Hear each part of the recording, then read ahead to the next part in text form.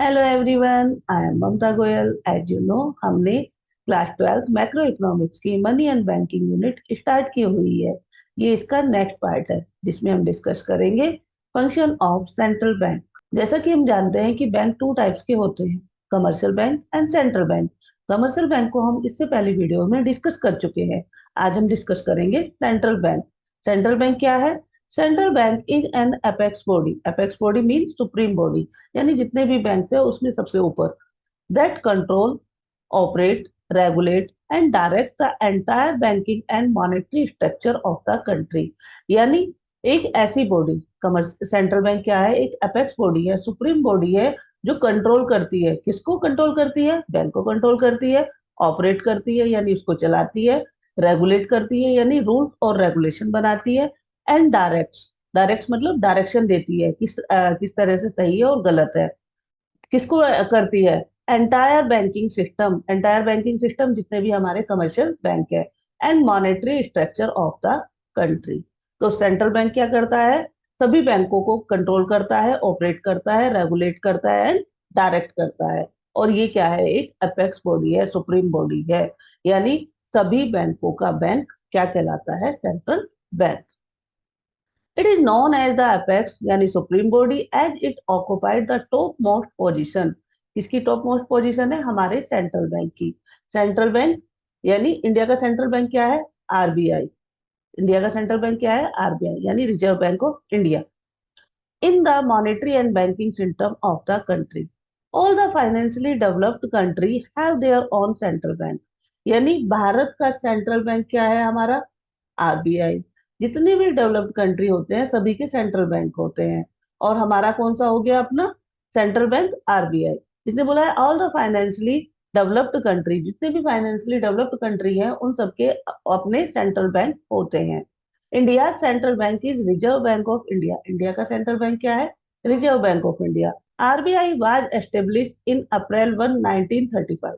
RBI कब establish हुआ था? 1 अप्रैल 1935। इस डेट को याद कर ले क्योंकि इस तरह से एग्जाम में क्वेश्चन पूछ लिए जाते हैं। Under Reserve bank of India act pass in 1934। ये एक्ट कब पास हुआ था? 1934 में। और एस्टेब्लिश कब हुआ? अप्रैल 1 1935 में।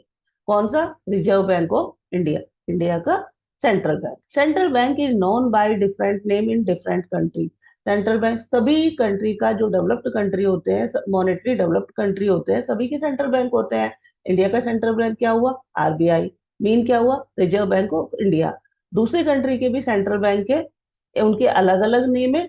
इन India it is known as reserve bank of India. India को तो हमें पता चली गया रिजर्व बैंक ऑफ इंडिया है। एंड यूके, इसको क्या बोलते हैं? Bank of England. And USA it is known as the federal reserve system. ये जो दूसरे सेंट्रल बैंक है उनको भी हमें थोड़ा सा ध्यान दे लेना चाहिए। मेन किसको याद रखना है? हमें आरबीआई को। लेकिन जो दूसरे हैं इसको भी क्या होते हैं, जो ये एग्जाम्पल होते हैं, यूके का जैसे एग्जाम्पल है बैंक ऑफ इंग्लैंड, और यूएसए का क्या है? Federal reserve system. इसको भी हमें याद रखना है क्योंकि एग्जाम में कभी कभी इन चीजों को भी पूछ लिया जाता है। Next, function of the central bank. Function कौन कौन से है हमारे? सबसे पहला फंक्शन क्या हुआ? करेंसी ऑथोरिटी या बैंक ऑफ इशू, यानी नोट इशू करने का मेन राइट किसका है? आपका सेंट्रल बैंक का। दूसरा हो गया बैंकर्स ऑफ गवर्नमेंट, यानी जिस तरह से जो हमारे कमर्शियल बैंक है, हमारे जनरल पब्लिक के बैंक होते हैं, इसी तरह से रिजर्व बैंक ऑफ इंडिया यानी सेंट्रल बैंक, आरबीआई क्या है? गवर्नमेंट का, यानी इंडियन गवर्नमेंट का क्या होता है? बैंक होता है। And bankers bank and supervision, यानी ये क्या करता है? सभी बैंकों का बैंक होता है और उसको सुपरवाइज करता है। कौन? आरबीआई। और controller of money supply and credit, और ये मनी सप्लाई और क्रेडिट को क्या करती है? कंट्रोल भी करती है आरबीआई। सबसे मेन काम इस पे तो क्वेश्चन जरूर ही बनता है, और इसको मैं नेक्स्ट वीडियो में डिस्कस करूंगी। इस वीडियो में डिस्कस करेंगे हम first point currency authority, bank of issue. तो दूसरा होगा आपका बैंकर्स टू द गवर्नमेंट, और तीसरा होगा bankers bank and supervision. Clear? तो जो ये आपका control of money supply and credit है, इसमें आएगा आपका repo rate, bank rate, reserve repo rate. यानी रिजर्व बैंक ऑफ इंडिया यानी सेंट्रल बैंक क्या करता है? मनी को कैसे कंट्रोल करता है, इकोनॉमी में मनी कैसे सर्कुलेट की जाती है, कैसे उसे कम की जाती है और कैसे इसको इंक्रीज की जाती है और क्यों की जाती है, इस सबको इन पॉइंट में डिस्कस किया जाएगा। Open market operation, legal reserve requirement and margin requirement. Clear. Currency authority, ये करेंसी अथॉरिटी किसको है? करेंसी अथॉरिटी का मतलब नोट इशू करने का जो राइट है किसको है हमारी कंट्री में? सेंट्रल बैंक को, मीन आरबीआई को। हमारे देश में जितने भी नोट छपते हैं वो कौन छापती है? आरबीआई छापती है। कौन? रिजर्व बैंक ऑफ इंडिया छापती है। मिनिस्ट्री ऑफ फाइनेंस क्या करती है? 1 रुपी नोट और कॉइन्स को इशू कराती है। क्लियर हो गया। Central bank has the soul authority, soul authority का मतलब एकाधिकार प्राप्त है किसको? सेंट्रल बैंक को। किस चीज का? नोट को इश्यू कराने का। For issue the currency in the country. In India reserve bank of India has the sole right of issuing paper currency note. सभी पेपर करेंसी नोट को कौन छापता है? जितने भी पेपर नोट है वो कौन इशू कराता है? आरबीआई। लेकिन 1 रुपी का नोट और कॉइन्स कौन करता है? Ministry of Finance. देखिए, except 1 rupee note and coins which are issued by the Ministry of Finance. ठीक है। The 1 rupee note bears the signature of finance secretary. जो 1 रुपी के नोट पर सिग्नेचर होते हैं किसके होते हैं? फाइनेंस सेक्रेटरी के। और जो दूसरे नोट होते हैं उस पर किसके होते हैं? Governor of RBI. Governor of RBI कौन है हमारा? Shri Shaktikanta Das. While other currency note bear the signature of governor of RBI. उसका नाम मैंने जैसे कि बताया आपको, Shri Shaktikanta Das. Advantage of sole authority of note issue with RBI. अब इसमें एडवांटेज देख लें कि क्या एडवांटेज है, क्यों क्यों सोल अथॉरिटी आरबीआई को दी गई है, किसको? नोट को इशू कराने के लिए। सबसे पहले आगे आपकी, it lead to uniformity in note circulation. यानी यूनिफॉर्मिटी लाने के लिए, यूनिफॉर्म लाने के लिए, यानी एक रूपता लाने के लिए, नोट को सर्कुलेट करने के लिए। जब आरबीआई नोट पब्लिश करेगी, इशू करेगी, केवल आरबीआई इशू करेगी तो उसमें यूनिटी रहेगी, यूनिफॉर्मिटी रहेगी। और कोई यदि अलग अलग कंट्री, एक ही कंट्री अलग अलग व्यक्तियों के द्वारा या अलग अलग बैंक के द्वारा इशू कराने लगेगी तो उसमें यूनिफॉर्मिटी नहीं रहेगी। यानी आरबीआई यदि उसको पब्लिश करता है तो उसको पता होगा कि कितने नोट पब्लिश करने हैं, कितने नहीं, इकोनॉमी में कितने नोट्स की नीड है और कितने की नहीं है, और हमारी इकोनॉमी में कितने नोट सर्कुलेट हुए हैं, यानी टोटल मनी कितनी सप्लाई है हमारी उसमें कंट्री में। तो यूनिफॉर्मिटी एक इसका इम्पोर्टेंट एडवांटेज है। किस चीज का? कि नोट सर्कुलेट किया जाता है किसके द्वारा? आरबीआई के द्वारा। Second, it gives the central bank power to influence money supply because currency with public is a part of money supply. सबसे बड़ा कारण क्या बना? सेंट्रल बैंक को पावर होती है कि वो नोट को इश्यू करे, और उस वो क्या कर सकती है? मनी सप्लाई को इन्फ्लुएंस कर सकती है। कैसे? कि मीन उसको पता होता है कि इकोनॉमी में कितनी मनी की जरूरत है। यदि उसको मनी को इकोनॉमी में कम करना है तो वो क्या करेगा? यदि मनी को इकोनॉमी में कम करना है और बहुत ज्यादा है, इन्फ्लेशन चल रहा है, इन्फ्लेशन यानी मुद्रास्फीति जो होता है, इन्फ्लेशन चल रहा है, तो वो क्या करेगा कि बैंक रेट बढ़ा देगा। बैंक रेट बढ़ा देगा या लोन रेट बढ़ा देगा, जिससे कि व्यक्ति पैसा कम लेना चाहेगा। और आजकल भी चल रहा है कि वो इंटरेस्ट रेट जो जो एफडी का इंटरेस्ट रेट होता है उसको बढ़ा देता है, जिससे कि लोग बाग ज्यादा से ज्यादा पैसा जमा करेंगे। पैसा जमा होगा तो गवर्नमेंट के पास ऑटोमेटिकली ज्यादा पैसा आ जाएगा, इकोनॉमी में कम रह जाएगा। वो क्या करते हैं? लोन रेट बढ़ा देते हैं। लोन रेट क्यों बढ़ाएंगे वो? जिससे कि पब्लिक उसे ना लेना चाहे। Clear. It enables the government to have supervision and control over the central bank with the respect of issuing the note। और ये गवर्नमेंट भी क्या करती है? गवर्नमेंट का भी क्या रहता है? उस पर कंट्रोल रहता है कि सुपरविजन करे, उसको सुपरवाइज करे, किसको? आरबीआई को। कंट्रोल करे over the central bank with the respect of issuing note. यानी आपको पता है कि जो नोट इशू करता है, नोट इशू कौन करता है? आरबीआई। लेकिन इस पर कंट्रोल किसका रहता है? सुपरविजन किसका रहता है? गवर्नमेंट का। कौन सी गवर्नमेंट? इंडिया की गवर्नमेंट का। क्योंकि आरबीआई किसकी कंट्री, आरबीआई किसका है? सेंट्रल बैंक इंडिया का। तो गवर्नमेंट भी किसकी होगी? इंडिया की, जो उसको कंट्रोल करेगी, रेगुलेट करेगी और सुपरविजन करेगी। It issues public faith in the currency system. इससे क्या होगा?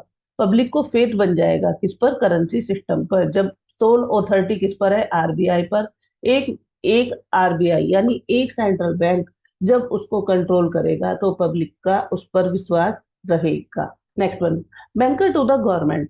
अब बैंकर टू द गवर्नमेंट से मतलब क्या हुआ? जिस तरह से हमारा अकाउंट कमर्शियल बैंक में ओपन होता है, जो जो वर्क, जो जो फैसिलिटी हमें कमर्शियल बैंक प्रोवाइड करता है, वैसी ही सभी फैसिलिटी गवर्नमेंट को सेंट्रल बैंक प्रोवाइड करता है। मीन जितना भी पेमेंट होता है, जितना भी रिसिप्ट होता है, या जो फाइनेंशियल एडवाइस दी जाती है, या एजेंट के रूप में जो वर्क करना होता है, जितना भी जितनी फैसिलिटी कमर्शियल बैंक जनता को देता है, वही फैसिलिटी आरबीआई गवर्नमेंट को देती है, लोन भी इशू कराती है उसको। ठीक है। The reserve bank of India act as a banker, banker के रूप में, एजेंट के रूप में, and a financial advisor, financial advisor के रूप में भी आरबीआई किसके लिए वर्क करता है? गवर्नमेंट के लिए, to the central government and all the state government. यानी गवर्नमेंट हमारे दो टाइप्स की होंगी, central government and state government, और दोनों गवर्नमेंट्स के लिए वो वर्क करेगा। किसके रूप में? एज ए बैंकर के रूप में, एजेंट के रूप में, एंड फाइनेंशियल एडवाइजर के रूप में। As a banker it carries out all banking business of the government. First point देखते हैं इसका। It maintains a current account for keeping their cash balance, यानी कैश बैलेंस करने के लिए वो मेंटेन करता है। इट मेंटेन्स का मतलब आरबीआई मेंटेन करता है किसको? करंट अकाउंट को। किसके? गवर्नमेंट के करंट अकाउंट को, स्टेट गवर्नमेंट हो या सेंट्रल गवर्नमेंट हो, दोनों गवर्नमेंट के करंट अकाउंट को वो कंट्रोल करता है, मेंटेन करता है, for keeping their cash balance. अब उसके कैश बैलेंस जैसे हमारी क्या करता है?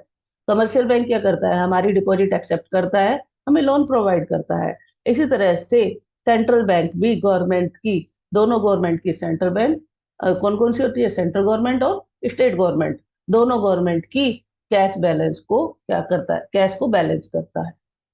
Clear? It accept receipt and making payment, ये रिसिप्ट एक्सेप्ट करता है, जैसे कमर्शियल बैंक हमारी डिपॉजिट लेता है और क्या करता है? पेमेंट करता है फॉर द गवर्नमेंट, गवर्नमेंट के लिए एक्सेप्ट करता है क्या? जो भी रिसिप्ट आती है वो एक्सेप्ट करता है, जो पेमेंट करना होता है वो देता है। किसके लिए करता है? ये गवर्नमेंट के लिए। ऐसा नहीं कि हम आरबीआई में अपना अकाउंट खुलवा दें, हम कभी भी अपना आरबीआई में अकाउंट नहीं खुलवा सकते हैं। ये अथॉरिटी किसको है? केवल गवर्नमेंट को, स्टेट गवर्नमेंट हो या सेंट्रल गवर्नमेंट हो। And carried out exchange, remittance and other banking operation, यानी ये सारे वर्क करता है, कौन करता है? आरबीआई। किसके? गवर्नमेंट के। कैरिड आउट एक्सचेंज, कुछ एक्सचेंज करना है, रिमिटेंस देना है, या अदर बैंकिंग ऑपरेशन, जितने भी बैंक से संबंधित, एजेंट से संबंधित जितने वर्क होते हैं, बैंक जितनी भी फैसिलिटी प्रोवाइड कर सकता है, वो सभी किसके द्वारा प्रोवाइड की जाती है? आरबीआई के द्वारा। किसको प्रोवाइड की जाती है? गवर्नमेंट को, central government and state government. Next one, it also give loan and advancing to the government for temporary period, यानी गवर्नमेंट को ये लोन भी प्रोवाइड करता है, लेकिन ये टेम्परेरी पीरियड के लिए होता है, छोटे समय के लिए। ऐसा नहीं कि गवर्नमेंट ने आरबीआई से लोन लिया और उसे वापस नहीं करना है, शॉर्ट टर्म के लिए वो उससे लोन ले सकता है, और उस लोन के बदले में उसको अपनी कुछ सिक्योरिटी भी देनी होती है। The government borrow money by selling treasury bill, यानी वो सेल करता है treasury bill to the central bank. Loan कब लेता है? जब वो अपने टर्सरी बिल यानी सिक्योरिटी को सेंट्रल बैंक को सेल आउट कर देता है। तो सेल आउट, गवर्नमेंट किसको सेल आउट करती है अपनी टर्सरी बिल? सेंट्रल बैंक को। सेंट्रल बैंक किसको करता है? कमर्शियल बैंक को। और कमर्शियल बैंक किसको करती है? जनरल पब्लिक को। तो इस तरह से वो क्या करता है? लोन प्रोवाइड करता है। कौन? Central bank. किसको प्रोवाइड करता है? गवर्नमेंट को। As an agent, the central bank also has the responsibility of managing the public debt. इस तरह से वो क्या करता है? पब्लिक डेब्ट को भी मैनेज करता है एजेंट के रूप में। आरबीआई का क्या वर्क होगा? एज एजेंट वर्क होगा। क्या करेगा सेंट्रल बैंक? रेस्पॉन्सिबिलिटी लेगा ऑफ मैनेजिंग द पब्लिक डेब्ट, यानी जितना भी पब्लिक डेब्ट होगा उसको कंट्रोल करने की, उसको मैनेज करने की रेस्पॉन्सिबिलिटी किस पर रहेगी? सेंट्रल बैंक की। Clear? As a financial advisor, हमने देखा था जब कमर्शियल बैंक हमें फाइनेंस एडवाइज करता था कि किस तरह से हम टैक्स को सेव कर सकते हैं, किस तरह से बचा सकते हैं, या किस तरह से कम कर सकते हैं, और किस तरह से हम क्या कर सकते हैं, अपने टैक्स को हमें पूरी इनकम पर पे करना चाहिए, यानी फाइनेंशियली हमें कहाँ पैसा लगाना चाहिए, कहाँ नहीं लगाना चाहिए, इस तरह की सभी फैसिलिटी, सभी एडवाइस कौन देता था? हमें बैंक। इसी तरह से आरबीआई क्या करता है, उसको गवर्नमेंट को अपनी एडवाइस देता है एज अ फाइनेंशियल एडवाइजर। कौन है as a financial advisor? RBI. The central bank advise the government, central bank government को एडवाइस देता है from time to time on economic, financial and monetary matter. किसी भी इकोनॉमिक, फाइनेंशियल और monetary matter पर advice देता है टाइम टू टाइम। आरबीआई देती है, किसको देती है? गवर्नमेंट को। क्लियर। नेक्स्ट आ जाता है bankers bank and supervision. Bankers bank का मतलब हो गया जितने भी इंडिया में कमर्शियल बैंक है, जितने भी बैंक है, उन सब का बैंक हो गया हमारा। जो सुपरवाइज करता है वो कौन करता है? उसको आरबीआई। ये भी आरबीआई का एक फंक्शन है कि जितना बैंकर्स बैंक, जितने भी कमर्शियल बैंक है, उन सबको सुपरवाइज करने का काम आरबीआई का है। क्लियर।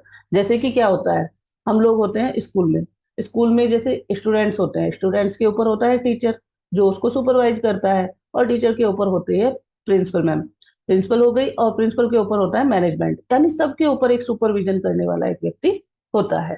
तो there are a number of commercial bank, बहुत सारे कमर्शियल बैंक है इन अ कंट्री, हमारे देश में बहुत सारे कमर्शियल बैंक है।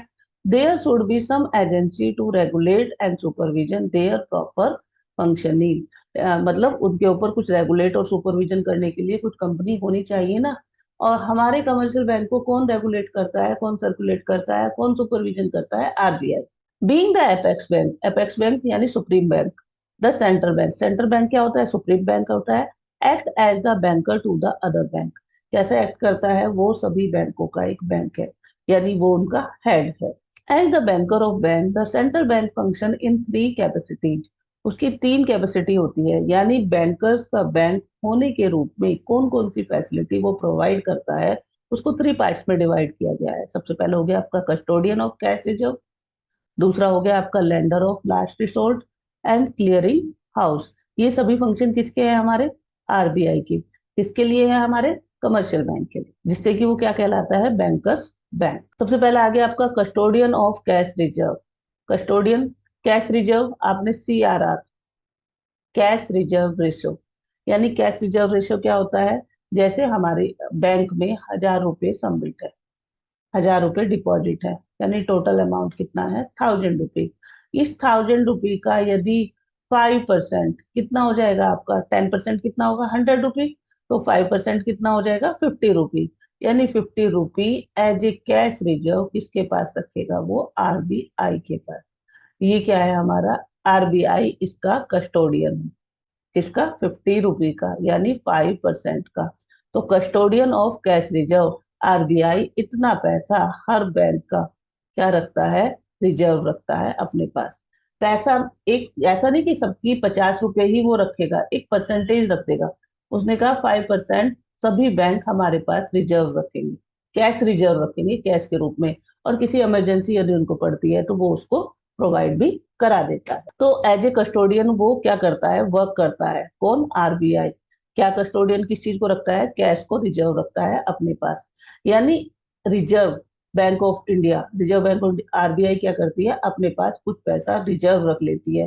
किससे? हर कमर्शियल बैंक से एक परसेंटेज वो डिसाइड कर लेता है कि इतना पैसा कैश रिजर्व हर बैंक मेरे पास रखेगा। ठीक है। Commercial bank are required to keep a certain proportion of their deposit, यानी जितना भी आपके पास पैसा जमा है, जितना भी कमर्शियल बैंक में पैसा जमा है, उसका कुछ पार्ट, उसका कुछ परसेंट किसको देना, किसके पास जमा करना पड़ता है? सेंट्रल बैंक के पास। Certain proportion of their deposit known as cash reserve ratio mean CRR with the central bank. Clear? In this way, central bank act as a custodian of cash reserve of the commercial bank. Clear. Lender of the last resort, इसको इस तरह से समझ लेते हैं कि जैसे आप है, आपके पास पॉकेट मनी थी, वो खर्च हो गई, आपको कुछ पैसे की जरूरत थी, आपने अपने सिबलिंग से मांगे, या मदर से मांगे, या फ्रेंड से मांगे, आपको नहीं मिला, तो आप लास्ट में किसके पास जाएंगे? पापा के पास ही जाएंगे नेचुरली। तो वो आपका क्या हुआ? Lender of the last resort, यानी आपका लास्ट रिसोर्ट हुआ कि जिससे कि आप पैसा ले सकते हैं। ठीक है। इसी तरह से कमर्शियल बैंक क्या करता है? पैसा उधार लेता है, या तो क्या करेगा? अपने जो दूसरे कमर्शियल बैंक है उससे उधार लेगा, या वो पब्लिक से उधार लेगा। यदि इन सब से उसे पैसा उधार नहीं मिलता है तो लास्ट रिसोर्ट क्या बन जाता है?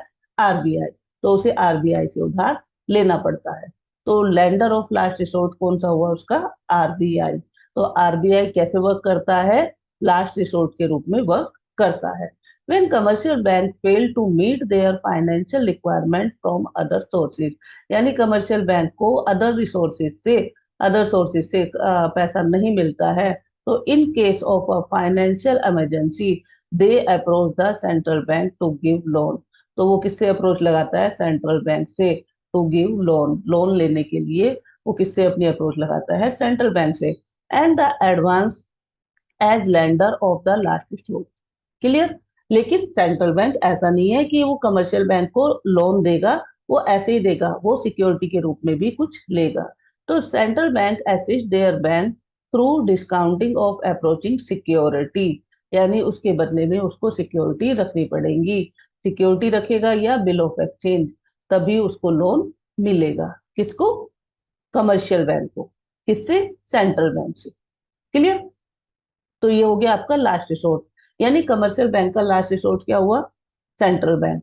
यदि उसको किसी भी दूसरे बैंक से या पब्लिक से पैसा उधार नहीं मिलता है तो वो लास्ट में किसके पास जाता है? आरबीआई। अब आ जाता है क्लियरिंग हाउस। अब क्लियरिंग हाउस क्या होता है? ये भी काम किसका होता है? आरबीआई का।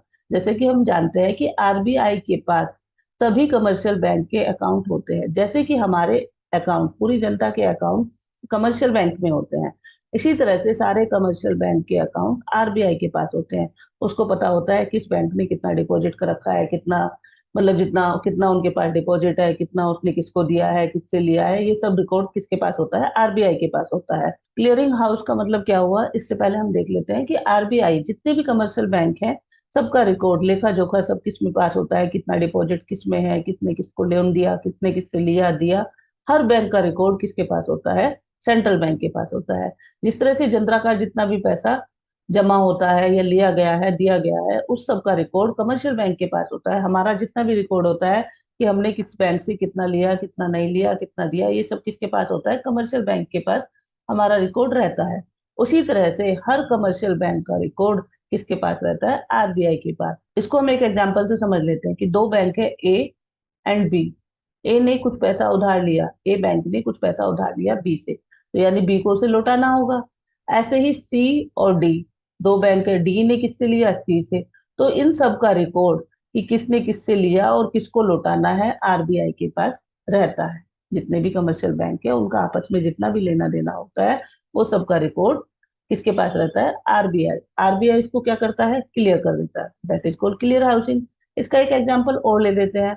जैसे कि हमारा अकाउंट ए बैंक में है और हमने जो पैसा निकाला, डेबिट कार्ड से जो पैसा निकाला हमने एटीएम से, बी बैंक से निकाला, तो पैसा कहाँ जमा है? हमारा ए में। पैसा कहाँ से निकाला? बी से। तो ए को वो पैसा बी को देना होगा। ये सब रिकॉर्ड भी कहाँ होगा? आरबीआई के पास होगा। तो ये सब जो बैलेंस करता है कि कितना किसका किसके पास है, इन सबको जो बैलेंस करता है that is called clearing house. As central bank hold the cash reserve, जैसे कि सेंट्रल बैंक कैश रिजर्व को होल्ड रखता है of all the commercial bank. जैसे मैंने बताया अभी, सभी कमर्शियल बैंक का जो कैश रिजर्व होता है वो कौन होल्ड करता है? सेंट्रल बैंक करता है। It becomes easier and more convenience for it to act as their clearing house. उसके लिए बहुत इजी हो जाता है। किसके लिए? सेंट्रल बैंक के लिए, क्योंकि उसके पास पूरा रिकॉर्ड होता है कमर्शियल बैंक का। All commercial bank have their account with the central bank. सभी कमर्शियल बैंक का अकाउंट कहाँ होता है? सेंट्रल बैंक में होता है। Therefore, the central bank can easily settle claim of the various commercial bank. इसलिए क्या करता है? सेंट्रल बैंक इजीली सेटल की क्लेम करता है ऑफ वेरियस कमर्शियल बैंक, यानी जिससे पैसा लेना होता है उससे क्लेम करता है और जिसको देना होता है उसको एडजस्ट कर लेता है।